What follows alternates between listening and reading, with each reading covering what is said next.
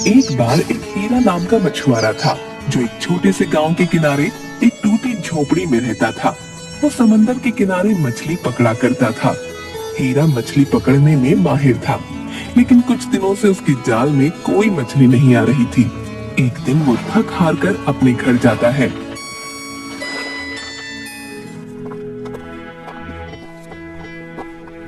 आ गए तुम? आज भी खाली हाथ ही आए हो? हे भगवान, ये किस आदमी के पल्ले बन गई हूँ मैं। न जाने वो कौन सा दिन होगा जब तुम बहुत सारी मछलियाँ पकड़कर उन्हें बेचकर खूब सारे पैसे लाकर मुझे दोगे। मैं तंग आ गई हूँ इस टूटी झोपड़ी में रहते रहते। आपको बता देती हूँ, अगर मुझे अपने साथ रखना चाहते हो तो खूब पैसे लाकर दो। हाँ, अरे तुम ही बताओ मैं क्या करूं। दिन भर तो समुद्र के किनारे इसी इंतजार में बैठा रहता हूँ कि कब कोई मछली मेरे जाल में फंसे, लेकिन पता नहीं क्या हो रहा है, किस्मत साथ ही नहीं दे रही और मैं खाली हाथ घर लौट आता हूँ। वो सब मैं नहीं जानती। जब देखो यही बोलते रहते हो कि मैं क्या करूं, मुझे कुछ नहीं पता। जाओ और मछली पकड़ कर लाओ। अपनी पत्नी की ये बातें सुन हीरा बहुत उदास हो जाता है और अपनी छड़ी के साथ समंदर के किनारे जाता है।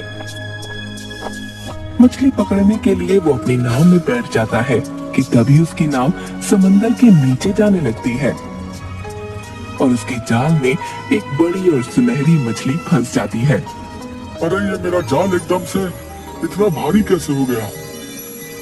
जैसे ही हीरा समुंदर से जाल ऊपर खींचता है, उसे बहुत बड़ी और सुंदर सुनहरी मछली अपने जाल में दिखती है। तभी सुनहरी मछली बोलती है, अरे छोड़ दो मुझे, जाने दो हीरा, मैं पानी से बाहर आकर मर जाऊंगी, जाने दो मुझे। मैं जादुई मछली हूँ, तुम जो भी मांगोगे वो तुम्हें मिल जाएगा, लेकिन मुझे जाने दो हीरा। क्या तुम सच में जादुई मछली हो? हाँ हीरा, मैं बहुत दिनों के बाद अपने महल से ऊपर इस समंदर में तैरने आई थी और तुम्हारी इस जाल में फंस गई, तो मुझे छोड़ दो। मुझे माफ कर दो सुनहरी मछली, मुझे नहीं पता था तुम एक जादुई मछली हो। मैं तुम्हारा क्या करूंगा भला? तुम कोई साधारण मछली नहीं हो, इसलिए तुम जा सकती हो। इसके बाद हीरा अपनी जाल से सुनहरी मछली को निकाल देता है। तुम्हारा बहुत बहुत धन्यवाद हीरा, तुम बहुत अच्छे इंसान हो, तुमने मेरे प्राण बचाए। तुम्हें जब भी मेरी जरूरत होगी मुझे यही समंदर में आकर आवाज देना, मैं तुम्हारे सामने आ जाऊंगी। इसके बाद सुनहरी मछली समंदर में चली गई। तभी सुनहरी मछली और हीरा की सारी बातें एक भोला नाम का युवक पेड़ के पास से छुपकर सुन रहा था। वो तभी हीरा के घर जाता है।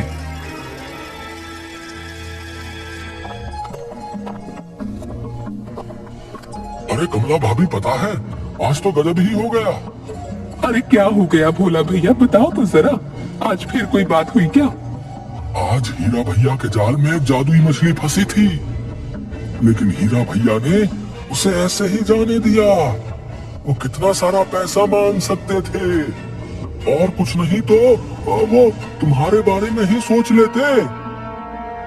खैर मुझे क्या ही लेना देना इन सब बातों से, सोचा आपको आकर बता देता हूँ। खैर मुझे क्या बोल रहे हो भोला भैया, जादुई मछली, वो भी इनके हाथ? अरे हीरा भैया, ये तो है ही मंदबुद्धि, और जाने दो इन्हें, देखो कैसी खबर लेती हूँ। चलो ठीक है भाभी, अच्छा अब मैं चलता हूँ। है इसके बाद भोला वहाँ से चला जाता है।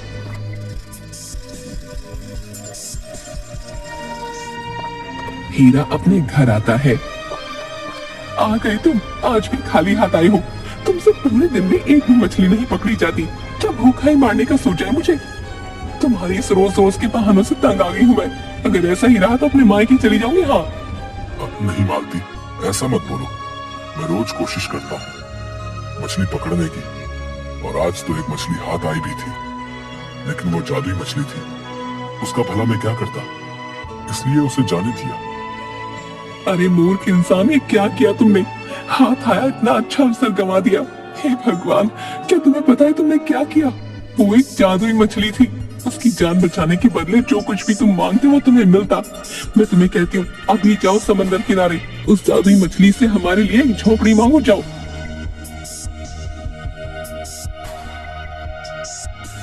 तभी हीरा समंदर किनारे जाता है और बहुत तेज तेज चिल्लाने लगता है। हे सुनहरी मछली, तुम जहां भी हो मेरे सामने आओ। तुम्हारी जान बचाने के बदले मेरी पत्नी की कुछ इच्छाएं हैं। मेरे सामने आओ सुनहरी मछली। तभी मछली समंदर में से आती है। बोलो हीरा, क्या इच्छा है तुम्हारी पत्नी की? तुमने मेरे प्राण बचाए हैं, तुम जो भी मांगोगे वो तुम्हें मिल जाएगा, लेकिन मैं सिर्फ 3 ही इच्छा पूरी करूंगी। तुम्हारी तीसरी इच्छा तुम्हारा वर्तमान होगा, इसलिए ध्यान रखना हीरा। हे सुनहरी मछली, मैं बहुत गरीब हूँ। मेरे पास रहने के लिए बस एक टूटी हुई झोपड़ी है, जिसमें मेरी पत्नी से अब रहा नहीं जाता। मेरी पत्नी चाहती है तुम हमें एक झोपड़ी दे दो, जिससे हम आराम से रह सके। ठीक है हीरा, तुम्हारी पत्नी की इच्छा पूरी हुई।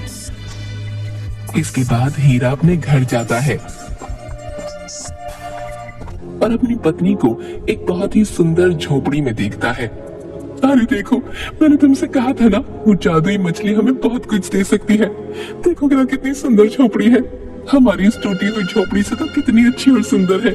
इसमें हर चीज कितनी सुंदर है। अब ठीक है, तुम्हारी ये इच्छा पूरी हुई, लेकिन उस जादुई सुनहरी मछली के अनुसार तुम्हारी सिर्फ 2 ही इच्छा पूरी हो सकती है।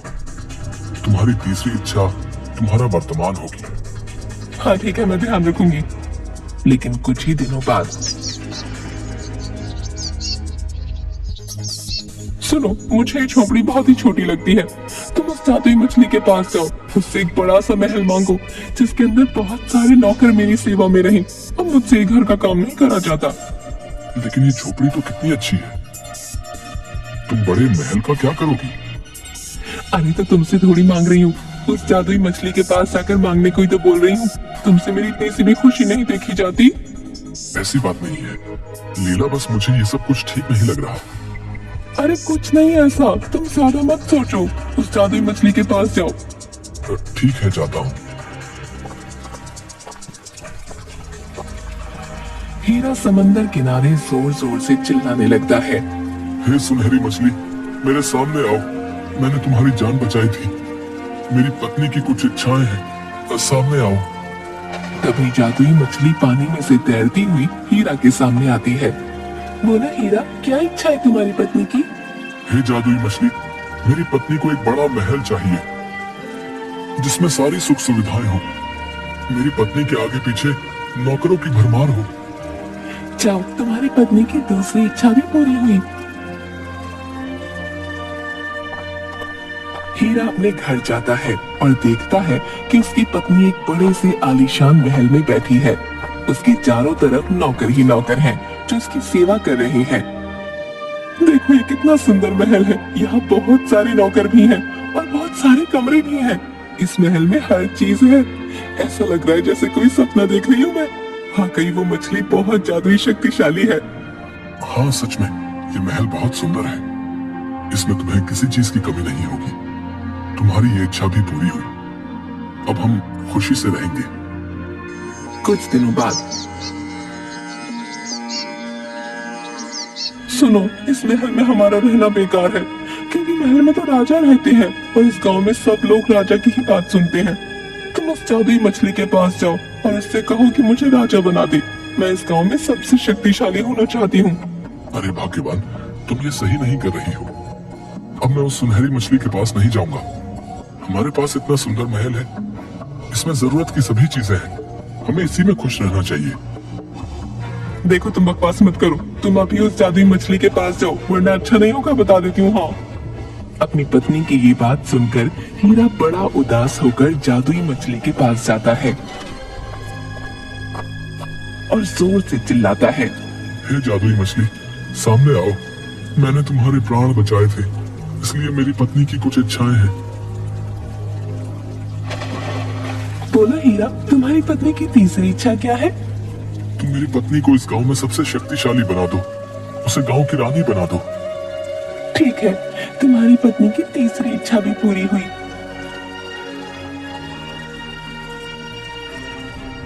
हीरा अपने घर जाता है और देखता है कि उसकी पत्नी अपनी वही पुरानी टूटी हुई झोपड़ी में बैठी रो रही है और अपनी फटी हुई साड़ी में है। अरे ये क्या हो गया? हमारा महल तो पहले जैसी टूटी फूटी झोपड़ी में बदल गया। हमारे पास जितना भी धन और नौकर थे, सब कुछ एकदम से गायब हो गया और हम फिर से गरीब हो गए। उस उस जादुई मछली ने तो हमसे सब कुछ छीन लिया।